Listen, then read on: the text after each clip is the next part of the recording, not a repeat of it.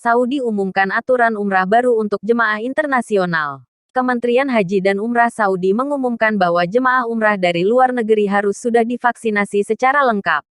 Dengan ketentuan sebagai berikut. 1. Bagi jemaah umrah yang menggunakan visa umrah dan telah disuntik vaksin yang diakui oleh Kerajaan Arab Saudi lengkap, 2 dosis dibolehkan langsung melaksanakan umrah dan tidak diberlakukan penerapan karantina. Adapun vaksin yang diakui oleh pemerintah Saudi adalah produksi Pfizer-BioNTech, AstraZeneca, Covishield, SK Bioscience, Moderna, dan Johnson & Johnson.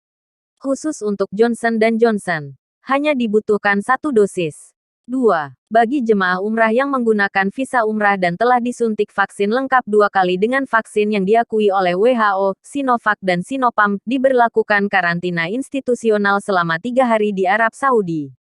Setelah 48 jam karantina, kelompok jemaah itu harus mengikuti tes PCR.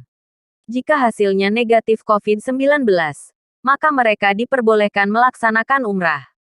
Saudi sendiri sudah mencabut penangguhan penerbangan dari Indonesia terhitung mulai tanggal 1 Desember tanpa harus transit ke negara ketiga. Meski demikian, Dirjen Penyelenggaraan Haji dan Umrah PU, Kementerian Agama, Hilman Latif mengatakan bahwa pihaknya belum bisa memastikan keberangkatan calon jemaah umrah asal Indonesia. Sebab, masih ada proses persiapan yang harus dilakukan. Antara lain terkait pendataan jemaah, paket layanan, dan pengurusan visa. Berikut skema keberangkatan umroh yang disepakati pemerintah dan asosiasi PPIU. 1. Jemaah umroh melakukan screening kesehatan 1 kali 24 jam sebelum berangkat.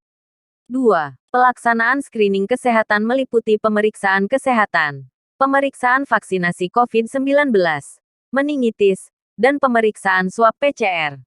3. Asrama haji menyediakan akomodasi, konsumsi, dan transportasi untuk memfasilitasi keberangkatan jemaah. 4. Pengawasan pelaksanaan screening kesehatan dilaksanakan oleh Kementerian Kesehatan. 5. Boarding, pemeriksaan imigrasi, dan pemeriksaan ICV dilaksanakan do asrama haji.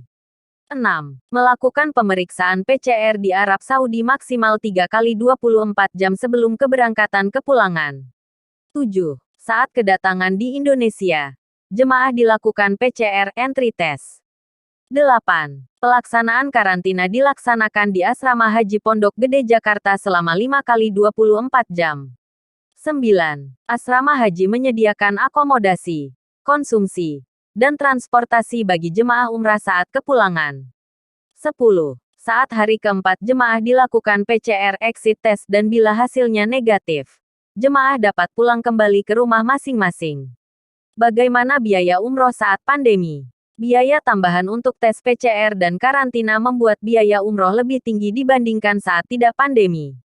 Setidaknya kenaikan mencapai 30%. Untuk menurunkan beban jemaah umroh, pemerintah tengah mengupayakan agar biaya minimal paket perjalanan ibadah umroh bagi calon jemaah asal Indonesia bisa ditekan dari saat ini. Salah satu caranya dengan memakai asrama haji untuk karantina jemaah umroh. Semoga jemaah umrah Indonesia bisa segera mengobati kerinduannya untuk ziarah ke Tanah Suci.